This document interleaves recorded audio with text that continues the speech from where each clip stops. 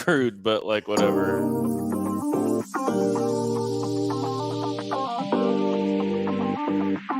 The KC Sports Network live postgame show is about to begin.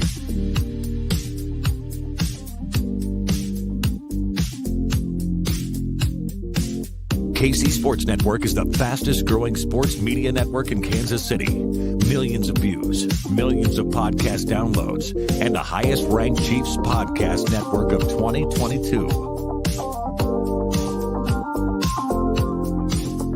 KCSN is where you want to be for news, commentary, and analysis, with a collective perspective on the Kansas City Chiefs that can't be found anywhere else.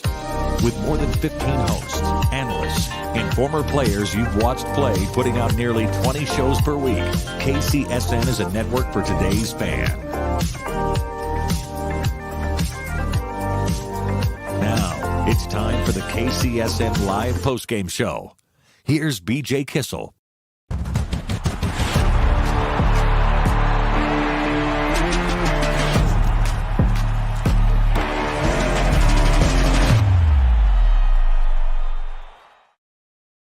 For the fifth straight season, the Kansas City Chiefs have advanced to the AFC Championship with a 27-20 victory over the Jacksonville Jaguars. Plenty to discuss there. What's up, everybody? I'm Kent Swanson. This is Craig Stout here at Holladay Distillery in Weston, Missouri, hanging out. We are celebrating BJ Kissel's 40th birthday. You can hear him in the background right now. He will be off camera today. Thanks everybody for watching. Hit the like button, hit the subscribe button. Plenty to discuss here today, Craig. But the most important thing is the Kansas City Chiefs have advanced to the AFC Championship. Again, fifth straight time. There's a chance they are hosting the AFC Championship in Arrowhead for a fifth straight time, but they will be wearing red next week wherever that game is decided. Fifth straight home team appearance fine. Let's in go the with that. AFC Championship game. A good performance. There's a lot of adversity today. There's a lot of things that were put on the backs of, frankly, I'm going to give this one to Brett Veach. I'm going to start with this. There's a lot of rookies that had to play a lot of very significant snaps today, and all of them performed. Yeah. Every single one of them performed, and it showed up in a big moment at some way, somehow, capped off by Jalen Watson. A ridiculous one-handed interception to sort of ice the game there. So great performance all around. Obviously, we hope Patrick Mahomes is healthy. Yeah, there's tons to discuss, and we'll start with Patrick Mahomes. I think that's the most important thing and the most discussion point, because the truth of the matter is, yes, there's a lot of good things that happen in this game, specifically on the defensive side of the football. You saw three rookie cornerbacks in the most important possession of the entire season on the field at the same time, and one of them goes out. Four rookie DBs. Four rookie DBs. On the field. And the last one that was drafted made the biggest play of the season to date. But we got to start with Patrick Mahomes. Look, Patrick Mahomes suffers a high ankle sprain. The x-rays are negative, which is very important when they do an assessment of his ankle. But he does have a high ankle sprain. Tried to play through it in the second half. It wasn't particularly the cleanest thing that we've seen, but Patrick Mahomes guts it out. Gets things done, drives down the field, makes a big touchdown score to close the game out, essentially. I can't speak to how great of a performance we saw out of Patrick Mahomes gutting this thing out to help this football team win the game. Gutsy is the word, right? Yeah. I mean, gutsy is the word here. There's BJ Kissel. Let's go! 40-year-old BJ Kissel. He's hyped. He's got Frank takes that he's going to get out this week, you guys. He should. Be prepared. And he should. And Frank was awesome today. Understandably. Gutsy performance by Mahomes.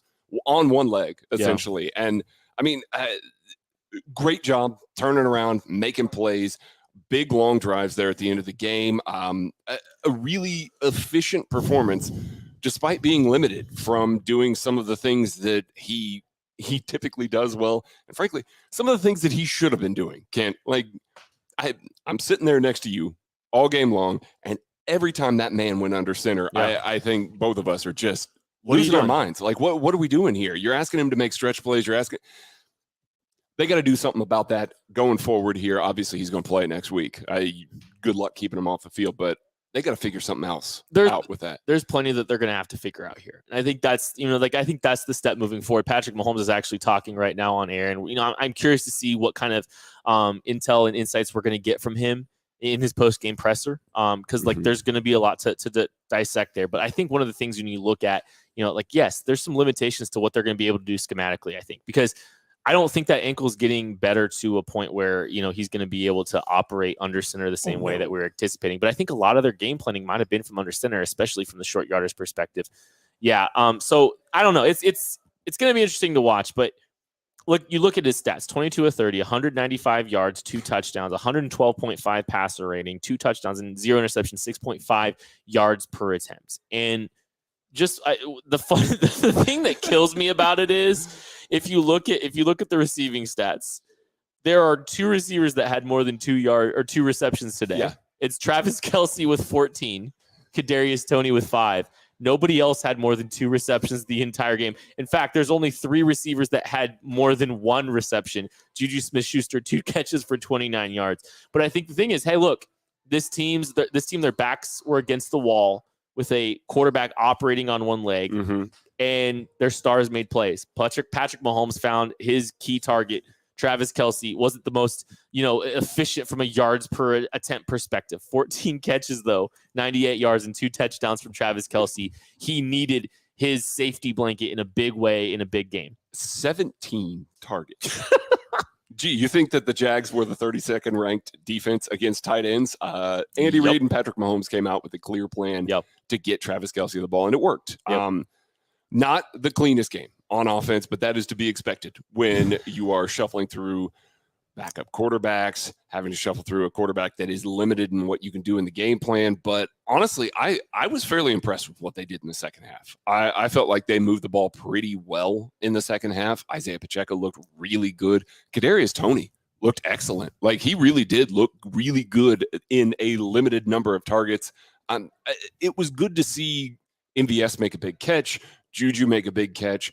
I think those guys will be more integrated in the game plan going forward, even if Patrick Mahomes is limited. But clear focus to get Travis Kelce involved today, and it worked. I mean, get it in the hands of your playmakers. Hit the like button, please. Hit the subscribe button, please. And leave some comments. Let's celebrate. Let's do it. The Kansas City Chiefs are going to the AFC Championship yet again, 5th straight time. You still know nothing different than an AFC Championship under Patrick LaVon Mahomes. That is all you know as a Kansas City Chief fan. It doesn't matter. You could break his leg, and it doesn't matter. This man is still going to step up and rise to the occasion and make big plays when things matter. Celebrate that. Leave some comments. Hit the like button. Hit the subscribe button as we welcome in the 3rd member of the KC Laboratory. Our dear friend cannot be with us because he's in Carolina right now. Matthew Lane jumping on right now. Hey, buddy. Hey, yo, so I just want to say, please don't break Patrick Mahomes' leg. I would really prefer that not to happen. This was fun. It was great to see him out there on, one leg, willing this team to victory. But I'd really, really like it if his leg was not broken. I get it, buddy. I believe me, I get it. We got a little bit of time here at halftime to kind of recap and kind of talk through our emotions and our feelings about this game. Would love to hear from you. Because we've been hanging out here at Holladay Distillery in Weston, Missouri. We haven't been with you. What are your emotions? What are your feelings throughout this entire game, buddy? There's a lot there, right? Everything changed. Everything changes when Mahomes gets hurt, because before that, it was pretty clear the Jaguars defense wasn't stopping the Chiefs. They just weren't going to stop them when Mahomes was out there. So script wasn't working. Things weren't happening on time. It didn't always look pretty from a structure standpoint, but it still looked easy because Mahomes was just in his bag. He was doing whatever he wanted. You saw that when the Jaguars were still playing that style of defense, how they had to defend the Chiefs offense, the run game was working great. That first drive with Henny when he came in, the run game was killing it because the Jaguars still had to respect everything else they planned for all week. It kind of, Mahomes gets hurt, and now all of a sudden you have to process what's happening. Where's this going to go from here? I didn't ever really lose doubt. It looked like Mahomes was coming back in, and I felt good that he was going to come out and still be good enough no matter what to win this game. But boy, you had to be on the edge of your seat there for a little bit, just not knowing what was going to happen. Yeah. I mean, you sit there and you watch Patrick Mahomes go down with all that. This is now the 2nd divisional game that we've seen Patrick Mahomes go down. Chad Henne loves the divisional round. He really does love the divisional round here. Man. But I mean, it's the 2nd time that we've seen that What did you think about Andy's adaptation to that run game? I know you said that it really worked, but it seemed like they were playing a lot more downhill runs. It was more run heavy. It wasn't RPO heavy like we see with Patrick Mahomes time and time again. So we've been asking for that at times this year. Obviously not something that, we want to base the offense out of, but something that it was good to see and good to see executed well. Yeah, I just want a hot take, but that's okay. We'll answer real questions too. I think the Chiefs with Chad Henne, they did try to start running downhill a little bit more in that first drive, and it was working. I think you saw the Chiefs out of halftime, though. They couldn't keep doing that same thing. The Jaguars actually adapted really, really well, and they kind of, I don't want to say shut down, but they made the Chiefs' run game very, very difficult in the second half, and it's because it was that same thing. They knew Mahomes couldn't really get deep in that RPO game, or if it was Chad Henne, who's scared of the Chad Henne RPO game, right? So they started playing entirely differently in that second half, and it slowed down the Chiefs' run game. We saw the one time Mahomes tried to throw that ball out quick to the side without moving his feet. He couldn't torque with his back leg. And so that takes away your RPO game. So I think the Chiefs really struggled to get things back into rhythm once the Jags adjusted. But then what happened? And it helped the run game too. But what happened was, oh, wait, a high ankle sprain. The more you play, guess what? It warms up a little bit, and then the best damn player on the field started playing like the best damn player on the field again, even on one leg, and that's all that matters. You can sell out to stop the run all you want. Mahomes is still better than whatever quarterback you have who lost on a Saturday on one leg. First loss on a Saturday. Yeah, Patrick Mahomes on one leg was better than the generational quarterback prospect, Trevor Lawrence. Yeah, I mean, on his day. In every single facet of the game. 6.5 yards per attempt for Patrick Mahomes. He obviously had to dink and dunk. Trevor Lawrence was held under 6 yards per attempt, 5.6 yards per attempt, and he had the turnover. You come at the king, you best not miss. It doesn't matter if he's got one leg or two legs. He was playing at a very high level. One interesting fact, you look at Isaiah Pacheco in the run game. Ooh. Yes, I agree with you, Craig, or Maddie. There were definitely some deficiencies in the second half. Specifically, if they're playing under center, it was 100% a lock that he was going to be handing the ball off. Like, there was just no doubt about it whatsoever. There was no stretch play. There was there's no play action. There's no boots that are coming out of that. Your call sheet's restricted when you're under center, and they're just like that's kind of why I wonder. I think under center was probably a bigger factor in their game plan this week than they were probably anticipating, if I'm being honest. So, but you let's look at Isaiah Pacheco. He has a 39-yard run, but you take that 39-yard run, he still got 64 yards on 11 carries for the day. That's pretty efficient. That's pretty efficient, especially for a loaded box for a lot of the second half there. He was really good today. He was really good throughout the season. Maybe we criticized his vision a little bit. That cutback on that big run, that's outstanding. Like, that is an outstanding job of feeling where his blockers are, seeing where the hole is opening up, hitting it and using that explosion. Did a really, really good job. I really wanted them to get him the ball there on that last drive, get himself up over the 100-yard mark, but I get why you get Jet McKinnon in there, protect the ball, make sure that everything stays clean throughout the process. But Isaiah Pacheco was really good today. Oh, yeah, no, he absolutely was. And I think what he brings is a guy that when this happens with Mahomes, like when something like this happens with Mahomes, or let's just even say the passing game isn't working, you do have a guy that you can lean on a little bit. And while it's not always going to look pretty, like the 39, like the Henne drive, it's not always going to look like that, but you get a guy that can go out there and you can kind of lean on a little bit in tough spots. And I think he showed that yet again. So like huge shout outs for Pacheco, because I don't think this game looks the same without him. Without being able to sit back and rely on him and that physicality and that big playability, even if this was just, I'm not, any other running back for the Chiefs, just picking up 4 or 5 yards at a time, I don't think the Jags care too much. But the fact that Pacheco can make it a 40-yarder out of nowhere, like that had a huge impact on this game there in the middle of it. It was good to see that burst, that athleticism, that long speed that he does possess, kind of get some opportunity in open space. Like that's a unique skill set. Like there's definitely some holes in his game. That's why he wound up in the 7th round. But at the same time, I think he's got. It doesn't look like a 7th rounder right now. Like a 7th rounder right now. He's continued to get better. He's continued to improve.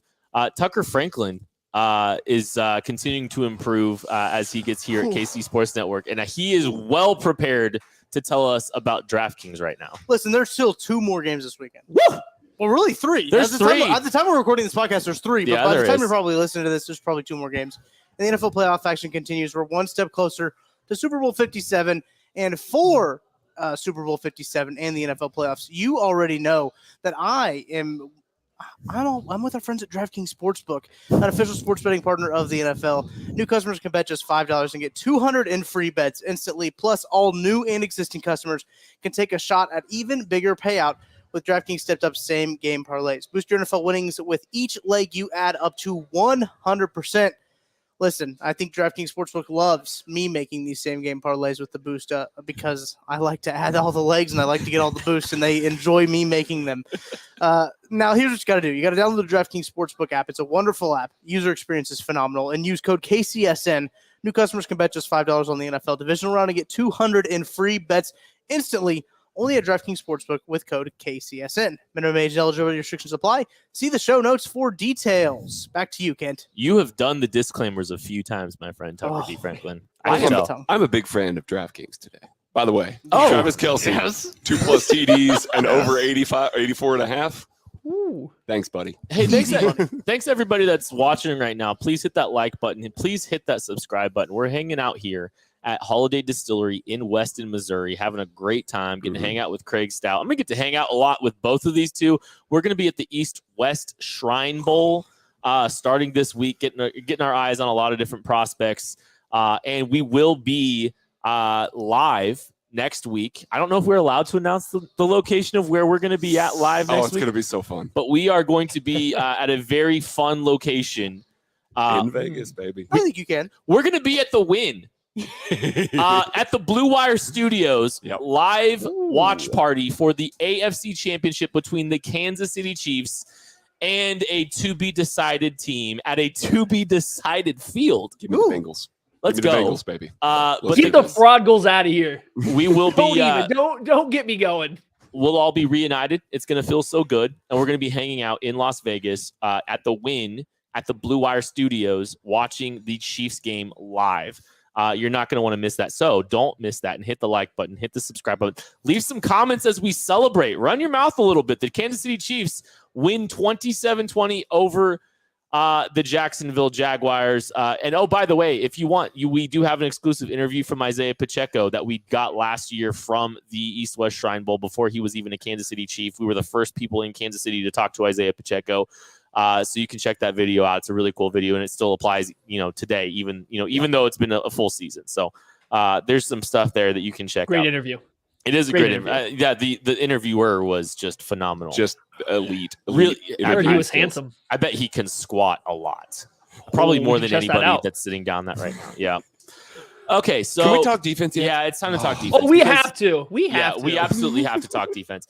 I think, first off, before we get into some of these player-specific things, I think Steve Spagnuolo had a great game plan. He called an outstanding game, and I think you got to give a lot of people were talking about Steve Spagnuolo this entire season. I think you have to give him a ton of credit for what he put out there today, and I think the game plan was outstanding, and you saw some really high leverage moments. Trevor Lawrence was not about that life because Steve Spagnuolo had a guy in his lap, Craig. Absolutely. I think everybody's going to point to the George Karlaftis drop, the touchdown that he allows there. Who Get cares? over it. That is something that the middle linebacker got to check out of. He really does have to check out of. It was a good game overall by Steve Spagnuolo. Good play calls.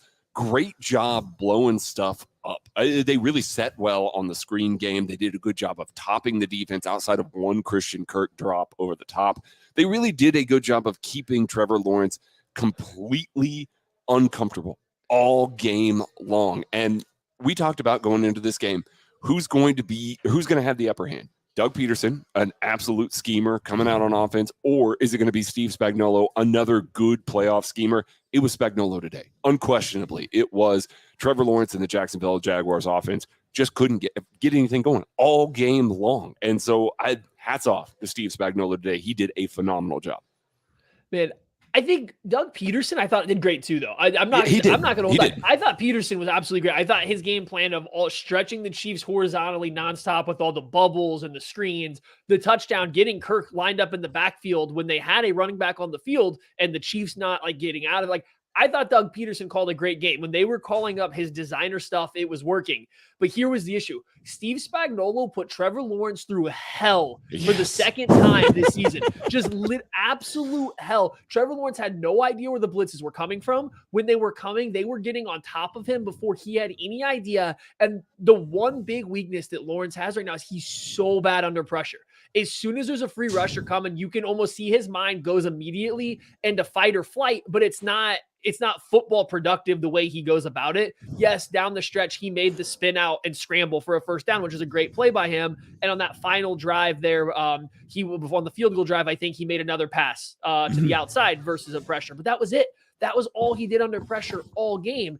And so I just think Steve Spagnuolo had him doubting every single thing he was doing. When he wasn't hitting his drop and throwing the ball out immediately, he had no idea what was coming. And then the Chiefs bring in the sim pressures and start dropping guys over the middle of the field to where he's dirting balls 5 yards beyond the line of scrimmage. It's just, he had no answers. When he had to come up with the answer, not Doug, but when Lawrence had to come up with an answer, he had nothing. And I mean, Steve Spagnuolo was getting a free runner non-stop.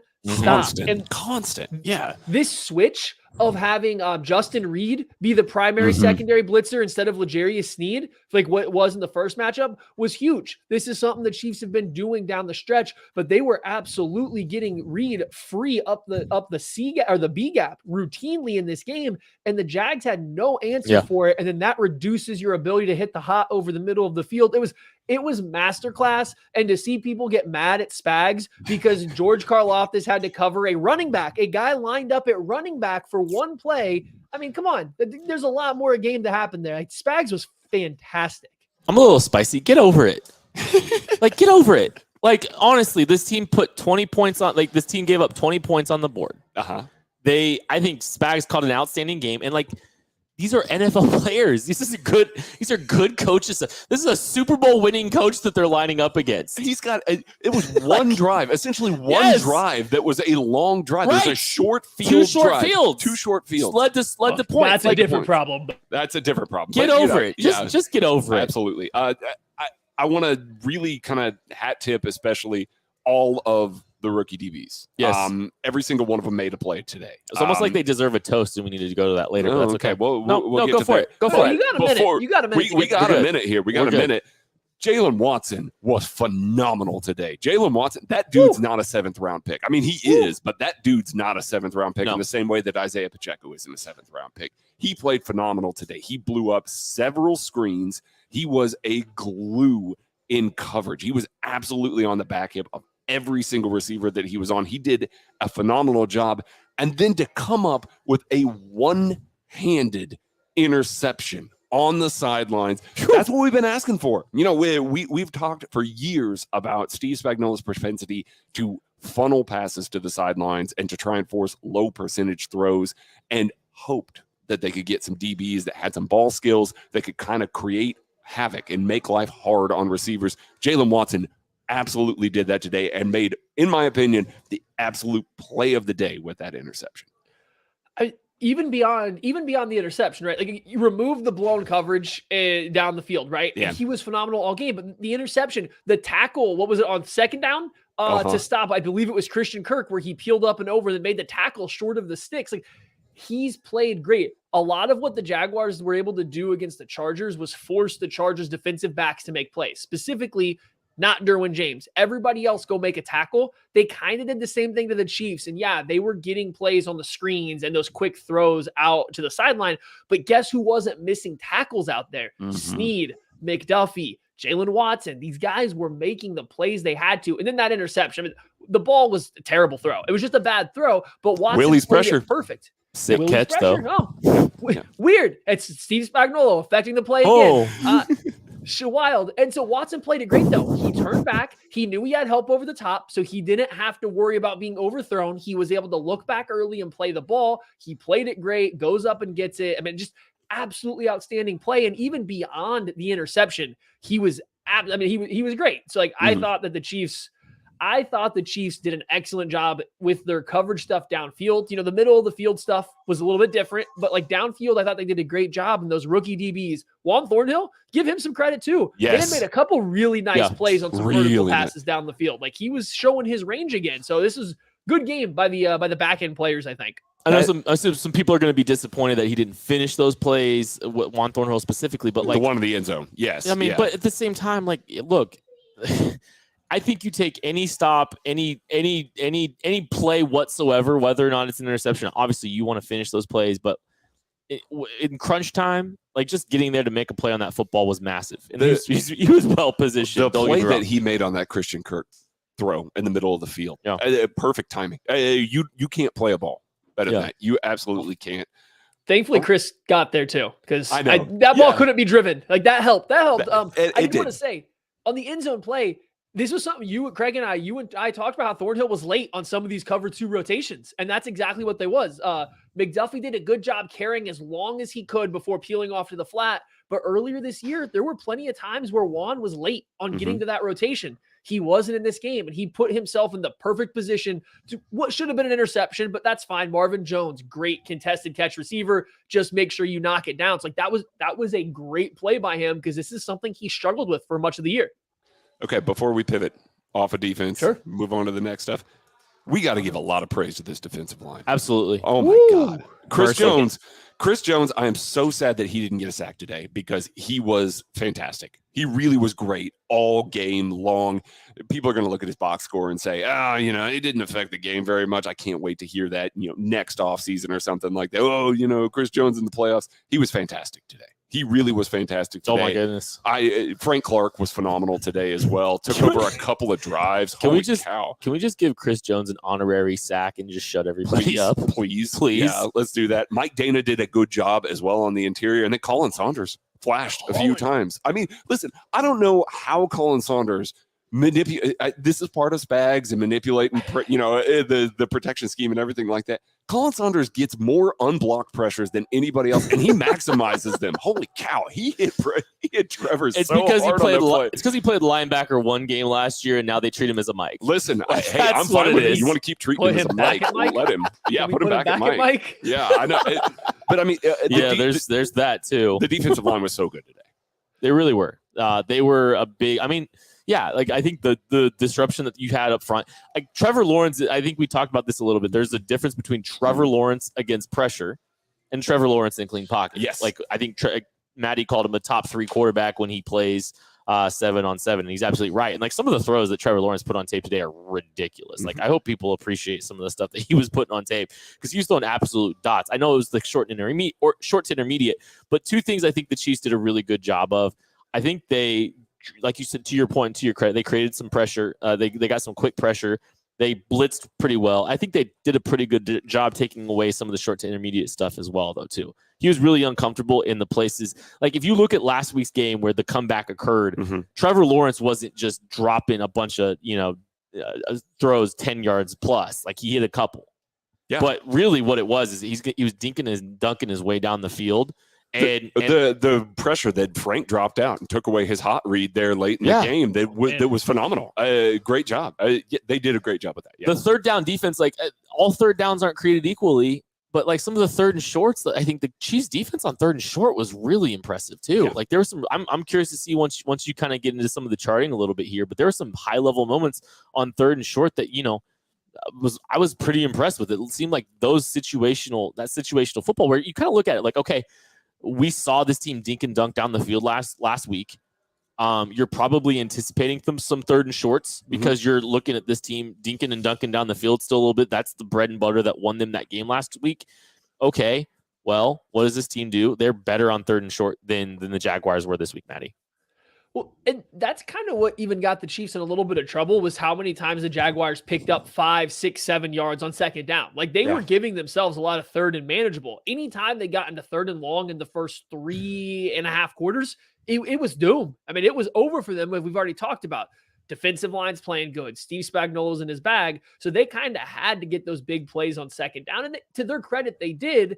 But the Chiefs did a really good job dropping different players into the middle of the field on third down, tackling on third down. Like they played very good situational football in those moments. And then anytime it wasn't third and short or, anything like that, the pressure was coming from everywhere. We gave some credit to the defensive line. I'm going to throw out Joe Colin out there. I think there's a huge difference in how this defensive line has played last year to this year, just in terms of complementary rushing, having guys not rushing into the same spot in the pocket. So when Frank Clark's rushing 10 yards deep, that's fine. That's not a perfect spot to be, but if nobody else is rushing 10 yards deep, that's fine, because he's there to swallow up a quarterback that has to drift too far, something like that. They do such a good job working with each other on the defensive line now, and then you're adding pressure.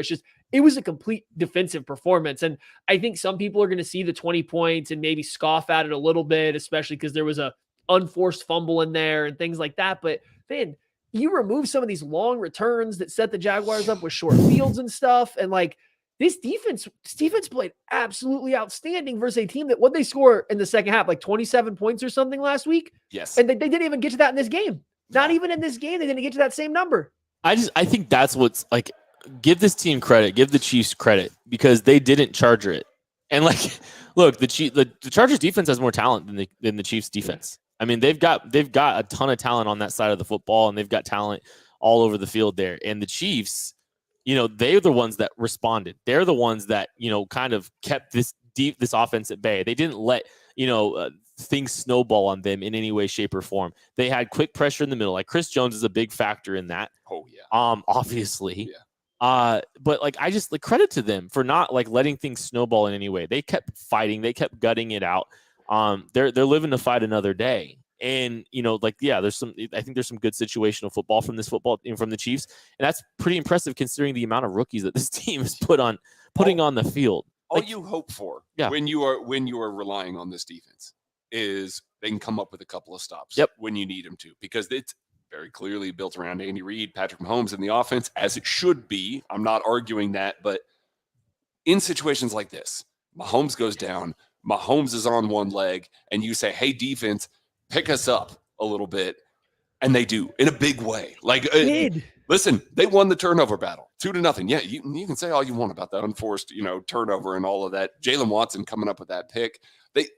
They were phenomenal. They did such a great job on the defensive side of the ball today. Great game plan by Spags. Can we please bury the whole Spags is awful? Get Spags over it. Sucks. I mean, come on, man. This is his fourth straight AFC championship game. And outside of one Bills game without Tyrann Mathieu, he has called damn perfect games. He's really been great in all those games. They took away a lot of what Trevor Lawrence has had a lot of success with, and what kind of kept the Jaguars in that game against the Chargers last week. And I think that's just a ton of credit to them. Maddie, you look like you want to jump in, so give you a second there. If there was ever a team that was allowed to charger a game, it would have been the Chiefs. After the MVP of the league goes down onto one leg, and then you have to put him back in if he says he's good to go, because you have to. If there was ever a team that's allowed to charger a game in that situation, it's the Chiefs, right? Well, what does the team do overall? Okay, Mahomes goes out. They pick up a few more yards. They get a field goal. They force a punt after the Jaguars pick up some yards, 36 yards on that drive, but they force a punt. Chad Henne goes down, scores a touchdown. Jaguars get a field goal before half. They come out, Chiefs punt with Mahomes, force another punt by the Jaguars. Punt again with Mahomes. What does that defense do? Force another punt from the Jags. Everybody was stepping up in these different little increments throughout the entire game. I thought it was sticking to the defense. You guys mentioned it, but Frank Clark, playoff Frank Clark is just such a different beast than regular season Frank Clark. When he knows there's an end to his season, it's like a switch flips. He knows he only has to play X more minutes, X more games that his body has to get beat up, and he lays it all out there. And you can miss me with that bogus ass offsides call because he moved when the tackle did. That was a bad call. That was a great timing. Just because he moves when the offensive tackle does, but the ball still hasn't moved, doesn't mean it's on him. How about you throw a flag on the tackle? So just Frank played great. I think the Chiefs need that. I think Karlaftis had some good rushes, but they need Frank. They need Frank Clark at defensive end playing like that to win a Super Bowl. And I think it showed in this game why they do. That version of Frank Clark is a special player. And the kip up that he had after making that play, what is this? He's tied Reggie White for fourth all time in playoff sacks. He's half a sack away from Terrell Suggs. Woo. Tucker Franklin has something for us, though. Press conferences just started. Cool down period getting done for the Chiefs. Losing team usually does go first, so these press conferences do take a little bit longer. But James Palmer, a friend of the program, is at Kansas City. He's at Arrowhead. Said not sure of the extent of the injury, but Patrick Mahomes has nothing on his right foot, no wrap or boot or anything.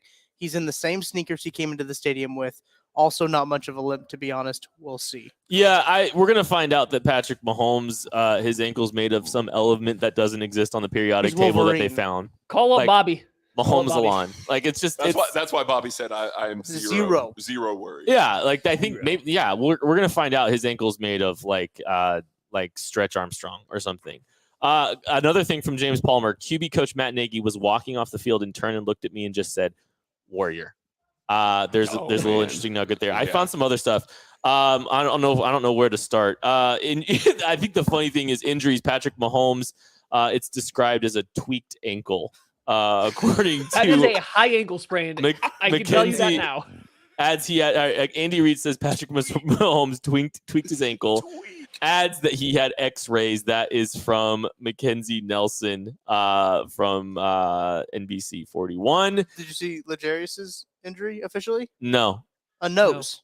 No. Oh, he's got a nose. He has a nose. Yeah, not a shoulder somehow. Honestly, that is a positive development. I think based on what he was doing, I thought that was a shoulder. Yeah. Sorry, guys. I have two other very, very important updates here. These better be important. From Lil John, thanks for having me today, Chiefs. Also, from Henry Winkler, we ain't done yet. Just wanted to make sure that we got those. Thanks, everybody that's watching and hanging out. Hit the like button, hit the subscribe button. I believe it's toast game time. We are here at Holladay Distillery. We're not getting a toast game before we talk about Derek Nottie. I mean, come on. Derek Nottie had a sack in which he was moving. You could have toasted him. I don't know. I have a different toast person, though. Okay. So I got to get the shout out before we go to toast game. We skipped Derek Nottie. We talked about the defensive line. We didn't talk about Derek Nottie running at like 90 miles an hour out of nowhere and just absolutely decleating Trevor Lawrence. Like, you got to give a little shout out to Nottie before the toast game. That's fine. I just, you can continue to derail this show. That's fine. More from Andy Reid on Patrick Mahomes. It was hard to get him out of the game. First of all, he wanted to fight. Said KC had him on a very short leash. That's something interesting there. That doesn't really jive with tweaking your ankle. No, if you ask me, all those comments are from, or that update is from Jordan Foote at Footnoted. That is KCSN's Jordan Foote. It is time for Toast Games, though, presented by Holladay Distillery and Ben Holladay Bottled in Bond Bourbon. We have something to show you before we get into these.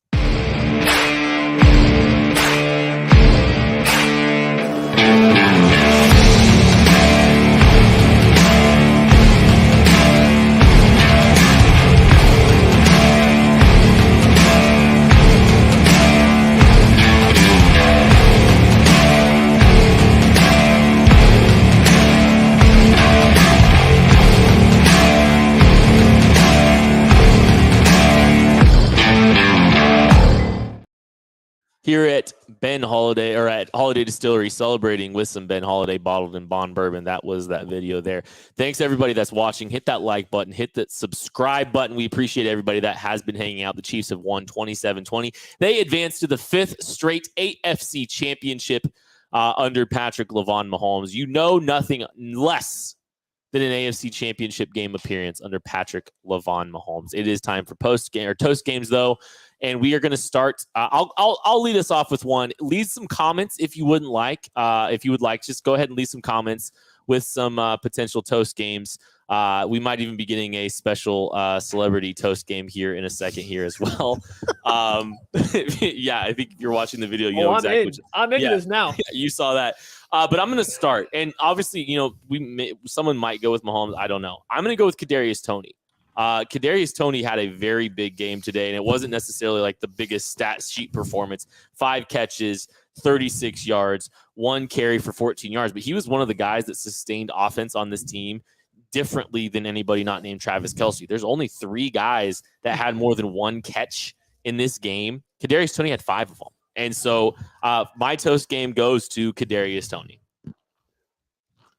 I mean, that was the hardest 50 yards anyone's ever had in their life. I mean, like, Yeah. just straight up, that was the He was getting hardest, beat the up. most exciting 50, but also beating them up. Like, I don't think he was getting beat up as much as Jags defenders were getting beat up. So, like, I think that's a good one. Well, I'm going to take the low-hanging fruit. Patrick Mahomes gets my toast for playing on one leg and still being the best player in the entire world. That touchdown pass to MVS, working through the pocket, running when he clearly could not run. Anytime he had to move, he was hopping anytime he could. And here on this play, he's running towards the line of scrimmage because he knows he has to on this play. You're watching it. All these bodies are flying around. Here's a guy who physically can't run, is still running, attacking the line of scrimmage. And then out of the last second, he sees MVS and goes and tosses that touchdown that ultimately ends up being the game decider into the back of the end zone in the perfect spot. I normally don't try to do these toast games to Mahomes because that would be every single week. But come on, the dude's on one leg. He can't play. He's dying. He has to get helped up off the field, and he still goes out and proves why he's the best player in the league. That's a toast game right there. I think you're absolutely right. I am beyond excited right now to welcome in a special celebrity guest toast game for this particular episode. 40th birthday party celebrator BJ Kissel has jumped on to give He us. also gets a toast. BJ gets a toast BJ as well. gets a toast. I Hey! appreciate all of you. I see all the comments, so I don't have to explain where mentally I'm at right now. So that's a phenomenal thing. And not knowing what you guys have talked about, I want to give as clear as I can give it, a shout out to Steve Spagnuolo. Yep. Defensive coordinator in the game that he called, knowing that Patrick Mahomes got injured, which is the last thing that anybody wants to see. The way that he called the second game, the pressure, got beat at least once that we remember with the Karlaftis play. But outside of that, knowing that the best player in the NFL is not going to be able to go in this game internally, what they knew about what was going to happen and what he was dealing with Mahomes. The way that he called the game, the way the defense stepped up, the way that they got pressure was the difference in this game to me. Absolutely. And I mean, you're dead on. Like, I think a lot of the things, like, it's weird, you know, having no idea what you guys have talked about for the last 20 minutes. I think there's a lot of creativity, and I think the game management from what you're saying too is another element that you've got to add into that conversation as well. And we talked about during the AFC wildcard game, and so much was discussed with Brennan Staley and the decisions that he made with the Chargers, and Mike McDaniel and the decisions that he made with the Miami Dolphins, that for Andy Reid and company to make decisions and to understand how to handle the moment, even with an injury like Patrick Mahomes, and be able to handle it the way they did, come out. And at some point it didn't matter what the final score was. It was just get it done. Yeah. It survive and advance. That's exactly what they did. And they made the right calls at the right time. The guys stepped up. They made plays. We saw Frank Clark step up and make plays. Don't know what Chris Jones' final stats were, but he affected several plays in key moments when it mattered. So it's exactly what you want to see from the guys. So we'll go to Steve Spagnuolo on that one as well. Yeah. It is Tucker D. Franklin's turn, though. Well, listen, good health. Yes. By the way that this game happened, I have to toast a good health. I think you do. You have to toast a good health at this time. I think that's a good. I think wishing that's a good for Patrick Mahomes and health for not only Patrick but Legarius as well. So good health. And I think Chiefs take care of that nose. It's a good health. I'm going to be that guy, but I'm going to shout out to Holladay Distillery and everybody up here that's been taking care of us. Obviously, I had some people up here. I don't know what you guys have been talking about, but having a crew up here for a watch party and a celebration is just a beautiful thing. And I think it's a hidden gem for anybody who lives in the Kansas City area to come up here and hang out and see what it's like. It started snowing right when we got here. It was absolutely beautiful. Gorgeous. It was just an absolutely perfect place. We got the freaking fireplace here that they just built a month ago. Since we've been here the last time we did a live show. But absolutely beautiful thing. Appreciate everybody for hanging out, watching, supporting what we got going on here at KC Sports Network. But unbelievable experience all the way around. Sure, the Holladay Distillery. We'll just do that one too. Holladay Distillery. Holiday. Sure. We appreciate everybody. Yeah, Bones. Yeah, Tucker was actually ready this time. So kind of disappointed. And I really enjoyed just kind of surprising him. He's so used to it now. It's like, hey, let's go to Tucker. And he's like, what are you talking about? He's just you, buddy. He's on his toes now, unfortunately. And that's actually a detriment to all of us. But we will all be hanging out at the Wynn Las Vegas, watching the game live from the Blue Wire Studios there in Las Vegas. hanging out, reacting to this football game that the Chiefs will be playing next Sunday. Hopefully it goes better than last year. Shout out to Tucker and I. We have a 23-hour drive out to Las Vegas. They leave. Oh, but You think we're all kidding? We are leaving Tuesday morning from Kansas City and driving everything out to Las Vegas for 2 days. I expect as many vlogs as last year. Like I want to be able to keep up with every. Tucker, that's all you, buddy. There's 2. That's a low bar for me to clear. I think I can do it. 2 vlogs. I just need some. Give me something to watch. NFL draft content. We are doing both. We are preparing for the AFC title game, but we are doing draft content at the same time here at KC Sports Network. That's Maddie every week. Beautiful. Yeah, Maddie's been doing this since about week 2 of the college football season. We obviously don't know who the Chiefs are going to be playing yet, or where. Two teams are going to battle it out. They're going to beat each other up tomorrow. We're going to find out. I'd ask you, would you rather play Buffalo Bengals in Atlanta or Bengals at Kansas City? Bengals in Kansas City, no doubt. I want the Bengals. I want all that smoke. Bring it. Let's go. Derek, hey, buddy, come hang out with us in Vegas. We'll be out there Wednesday night. Everybody else will be flying in Wednesday night. We leave Tuesday, but we won't get till Vegas until Wednesday. So let us know. Yeah. We'll hang out. But I think, personally, I'd rather face the Bengals because we haven't beat them. I'm tired of the discussion. I'm tired of talking about Joe Burrow and the whole thing. I'd rather play the Bengals and take care of them. All right. So Patrick Mahomes, it feels better than I thought it would be now. That is a quote there. It's going to be sore. We'll see where it's at. So there is some seltzer in your name, buddy. There is some optimism there about the ankle. So we'll see. The fact that he went back out, the fact that he went back into the locker room with Rick and company, and they did the MRI, they did the X-ray. They have that. They have those facilities inside the Chiefs, stadium at Arrowhead. It's a good thing that he came back out. He's getting treatment tonight. Soft tissue. Yeah, getting treatment tonight. Yeah. According to Patrick Mahomes. I'd also rather play the Fraudgles because they're frauds. I think the Bills will win. I think the Bills will put them down. Yeah. I think the Bills win by 90. But I think the Bengals are a fraudulent team, super fraudulent. I would be shocked if they win. They should have lost to Tyler Huntley. He just decided to reach the ball 18 yards on a QB sneak, or they would have lost to Baltimore. So please make them go to Kansas City and win again. Just please. But I believe Josh Allen and the Bills take this one. So off to Atlanta. I like how we found out that the NFL has chips in the balls from finding out that the ball was like 2 yards short of getting into the end zone. It's like, oh, all of a sudden we find out now that the NFL ball has a chip in it that tells you if it crossed the goal line, which we had never heard before. At least I had never heard before in terms of that regarding how close a ball got to the touchdown. I was like, oh, it was 22 inches shy. I'm like, that's like a foot and a half. That's not great. That's almost 2 feet. Close. That's almost 2 feet. That's not close at all. He threw his hands up like, oh no, I did it. Yeah, not great. You were not even close, buddy. I don't know. And he did that on his own. But we're not. If it wasn't for the Jonah Williams, Lael Collins injuries, I'd feel better about the Bengals' chances. I'd rather face the Bengals because I'm tired of hearing about. I'd rather play the Bengals. I think the Bills are a better team. Yes, 100% they are. They 100% are a better football team. The Fraud Goals are not as good as the Buffalo Bills, but that's not what we're rooting for. We are shout out to everybody hanging out. My wife, saying. Megan, shout out for everything tonight. Yeah, this has been a lot of fun. It always is a lot of fun at Holladay Distillery. BJ, it's a lot of fun with you, buddy. I'm glad we're getting to celebrate you here a little bit today. I'm glad we're getting to celebrate the Chiefs advancing to the AFC Championship for the 5th straight time. Want to appreciate everybody that has been watching. Really, really means a lot. Hit that like button, hit that subscribe button on the way out. We are going to have 18 Chiefs shows this week for you to catch, so you can be ready for Chiefs team to be determined at a to be determined site. There's been all kinds of content this week, but shout out to Derek Hernandez in the comment right there. Chad Henne, 98-yard touchdown drive, like unbelievable. That's the game changer experience. right there. It made all the difference in the world. So anything is possible. That changed the game script. That might be a holiday toast as well. Did we cheers Chad Henne? We did it. What are we doing? Toast game. What are we doing? Chad Henne. Shout out to Chad Henne. Being ready in any moment possible when needing to be called upon, step up, 98-yard drive to basically help win a playoff game. Yeah. Well, Chad Henne's I'm adding one more. I'm adding another. You did Kadarius Toney, but you didn't mention the recovery of the onside kick to seal the game, like the very final play, like that. That's just a little here too. Sweet. Stepping up. Yep.